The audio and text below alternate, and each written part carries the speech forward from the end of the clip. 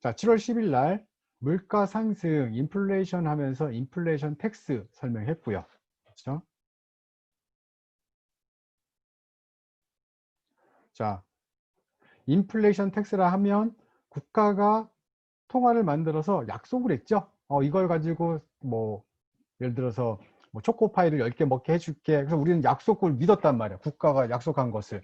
10,000원짜리 한 장으로 초코파이를 10개 먹을 수 있다고 약속을 받았고, 그래서 그 돈을 가지고 쓰고 있었는데, 예를 들어서 여러분들 우리가 앞에서 배웠던 것 중에 면목금리, 뭐 실질금리 하듯이 인플레이션이 발생하게 되면 인플레이션이 발생하는 것 중에 많은 것들은 또 정부의 이유도 있어요.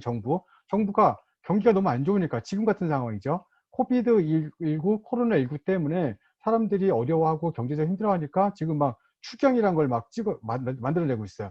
여러분들 그 돈은요 어디서 왔을까요? 그거 빚이요, 빚 다. 누가 갚아야 될까요? 모르지, 그건 저도. 여러분들 모르고 우리가 될 수도 있고 우리가 아닐 수도 있어요. 왜? 뒤로 넘기는 거죠. 정말 약간 무책임하다고 할 수도 있죠. 왜? 태어난 아이들도 아직 없는데 태어난 아이들한테 지금부터 몇 년 뒤에 태어난 아들 걔네들한테 넘기고 다 넘기는 거예요 지금. 그럼 뭐 이제 우리가 내년에 갚을 수도 있지만 이게 자꾸 밀려서 가면서 국가의 채무가 늘어나는데, 이렇게 정부가 돈을 썼어요. 돈을 찍어서 많이 쓰게 되면 이렇게 생각하시면 돼요. 여러분들 인플레이션이 왜 발생하는가, 쉽게 얘기해서 지금 사과가 2개가 있고요. 사과가 2개가 있고 통화량이 2만 원이 있어요. 사과가 2개가 있고 통화량이 2만 원이 있다. 종이 2만 원, 종이 10,000원짜리가 2장 있고 사과가 2개, 이것만 거래한다고 생각을 해보세요. 그럼 사과는 얼마일까요? 10,000원이죠. 사과 2개밖에 없어요. 이 세상에 사과 2개밖에 없고 2만 원밖에 없다. 그러면 매칭되는 게 사과 1개 10,000원 매칭이 되잖아요. 그런데 지금 이쪽에서 통화를 2장 더 찍었어요.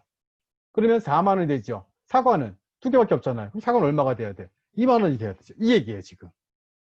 그러니까 정부가 돈을 쓰게 되면 당연히 물가가 올라가는데, 그렇게 정부가 쓰는 것 중에 우리가 국가가 금융기관에 개입하는 3가지 방법, 금융시장 개입하는 방법 3가지를 설명한 적이 있어요. 첫 번째가 공개시장 매매, 오픈 마켓 오퍼레이션.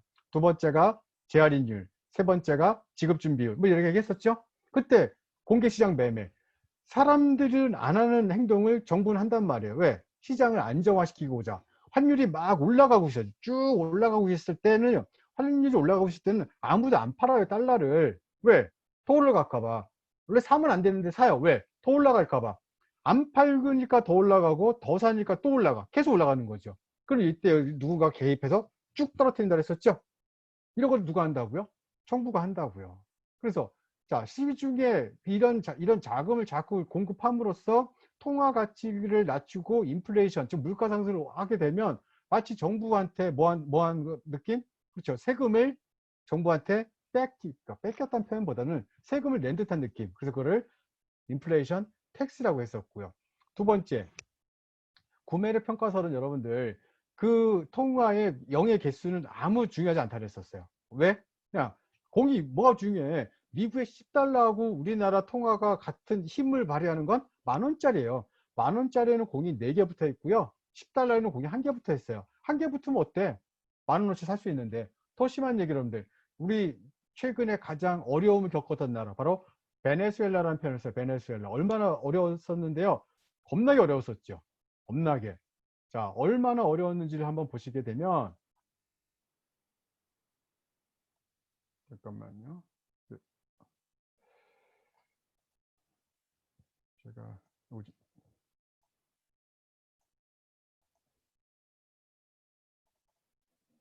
자, 인플레이션 텍스. 베네수엘라 얘기죠.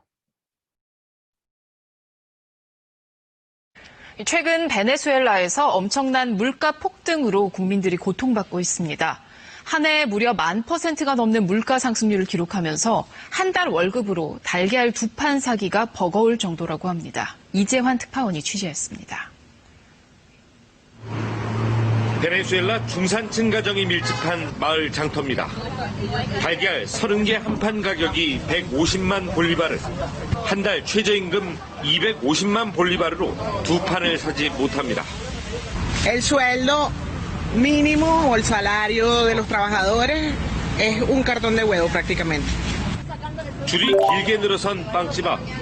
한 명이 2개까지만 살 수 있고 그나마 바게트만 판매합니다.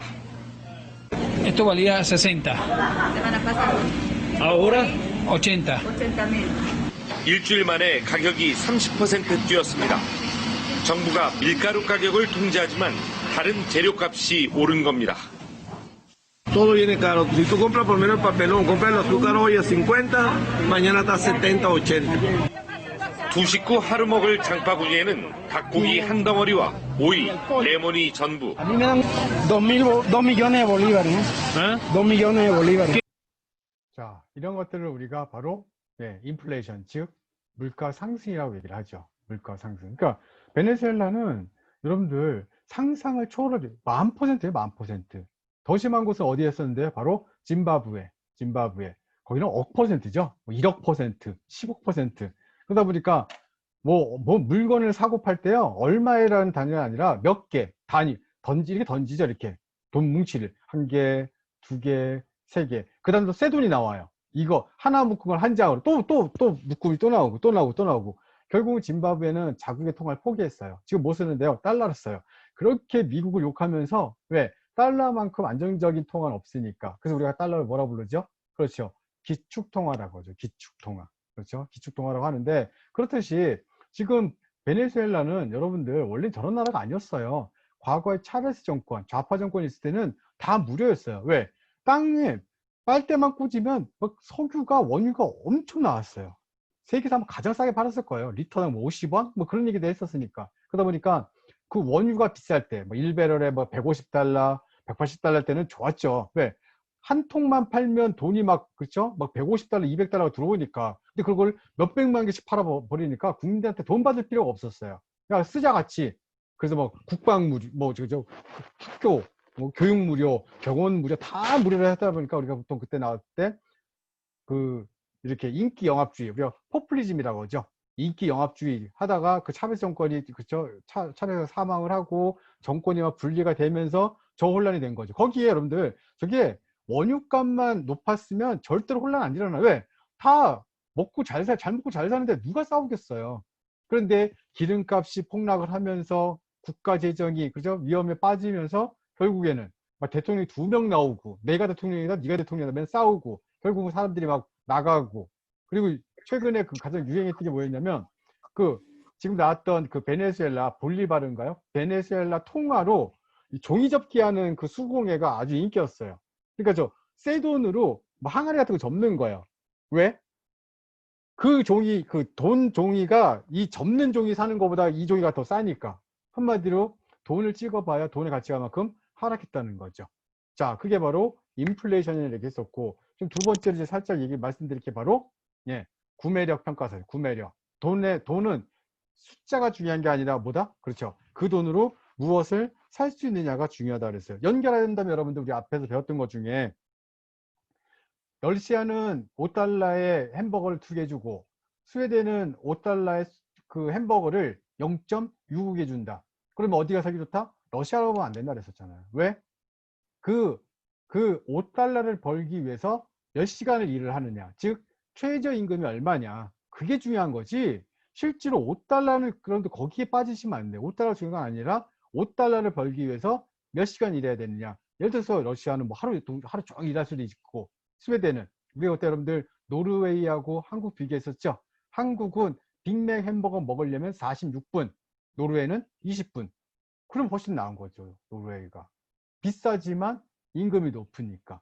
그렇죠? 자, 그게 바로 구매력 평가설이었었고요. 그리고 이제 오늘 우리가 살짝 앞에서 배웠지만 세뇨리지, 기억나시나요? 세뇨리지, 한마디로 주조이익이라고 하죠. 주조이익이라 한다면 한마디로 쓰는 가치와 이 돈을 만드는 데 드는 가치, 어떤 게 더 클 때. 무슨 얘기냐면, 통화로는 10원짜리지만 실제로 이 돈을 만들 때는 한 40원이 된다 그랬어요. 옛날 돈, 옛날 동전. 그래서 웬 고물상 할아버지가 매일매일 그 동전을 녹인다 그랬었죠.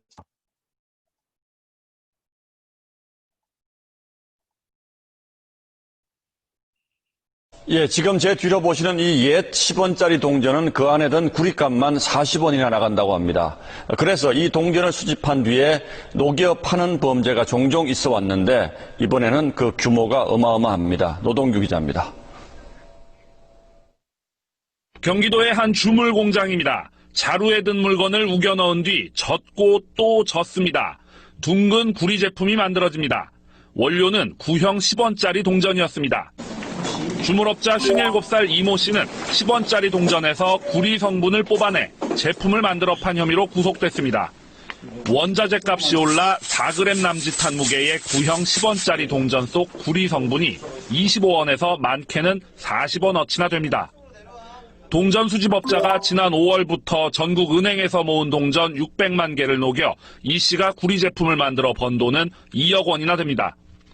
구리강 형태로 팔거나 수도 계량기용 부품을 만들어 판 걸로 조사됐습니다. 이 친구가 돈 좀 벌게 좀 해달라고 사정하는 바람에 하여튼 죄송합니다. 이 씨의 범행은 벌써 3번째입니다.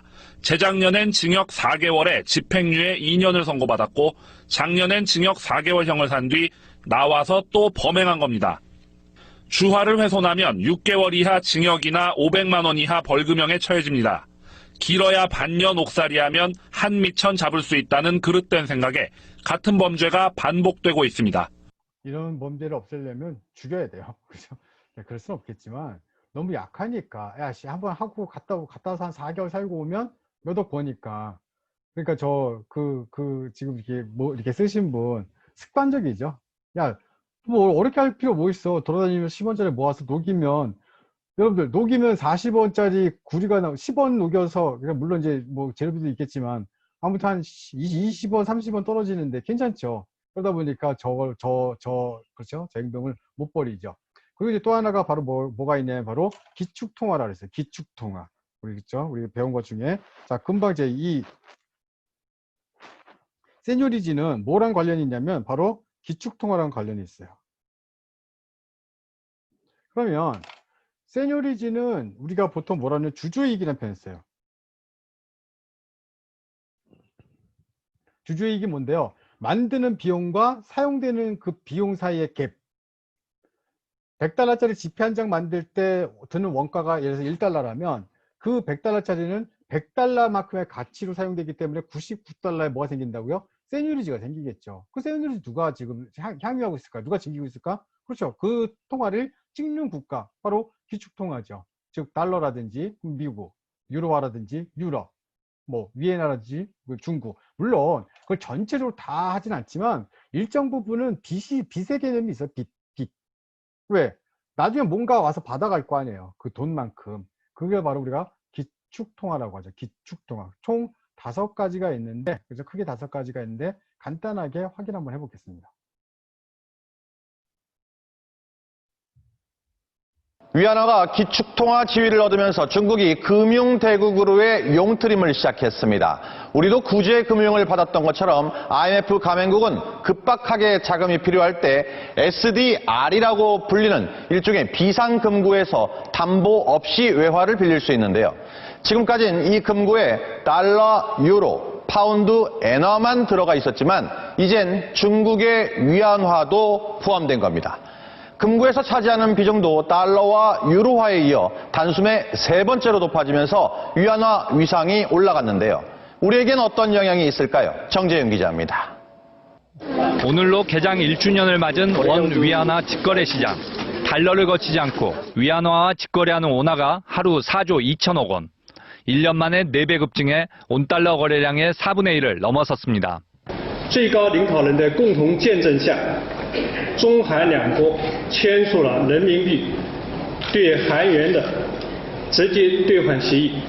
정부는 내친 김에 원 위안화 환율도 달러에 연동하지 않은 직거래 환율로 바꾸고 위안화로 표시한 우리나라 국채를 중국에서 세계 최초로 발행합니다.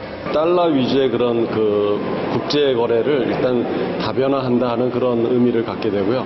국제적인 충격에 그걸 분산을 할 수 있다는 그런 의미를. 정부의 목표는 우리 금융시장을 위안화 허브로 키우는 것. SDR 편입으로 각국 중앙은행의 위안화 보유가 늘고 세계 무역에서 위안화로 결제하는 비중도 높아질 전망인 만큼 직거래 시장의 장점을 살려 위안화 거래의 중심지가 되겠다는 목표입니다. 중국이 우리의 제1무역국이어서 여건도 좋습니다. 하지만 우리 경제 중국 의존도가 함께 커져 중국이 흔들리면 우리 시장도 덩달아 불안해질 위험이 높아진다는 지적도 나오고 있습니다. 자, 지금 표현이, 그렇죠. 여러분들 지금 표현이 한번 써봅시다.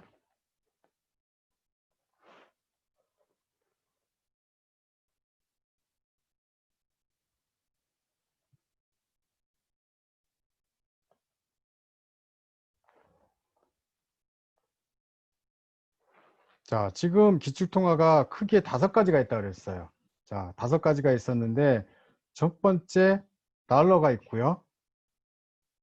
유로화가 있고, 뭐 이건 엔이어서도 되고, 하나만 그어도 되고, 자. 그래서 위엔화가 들어왔고, 엔화가 들어왔고, 파운드가 들어와 있어요. 근데 엔화하고 파운드는 한 8% 조금 넘을 거예요. 그 다음에 위엔화가 한 11%, 12%, 그리고 달러가 한 40%가 넘고요. 그 다음에 유로화가 한 30%대. 결국은 달러의 비중이 가장 높고요. 그 다음에 유로화, 위엔화, 엔화, 파운드 이 순서로 되어 있고요. 지금 여러분들, 자, 우리가 이런 애들을 기축통화라고 했고요. 방금 혹시 들으셨는지 모르겠지만 SDR이라고 하는 뭐 이런 표현을 했어요. 자, 얘는 SDR이라는 게 뭐냐면 스페셜 드로잉 라이트예요. 한마디로 특별 인출권이라는 뜻이죠.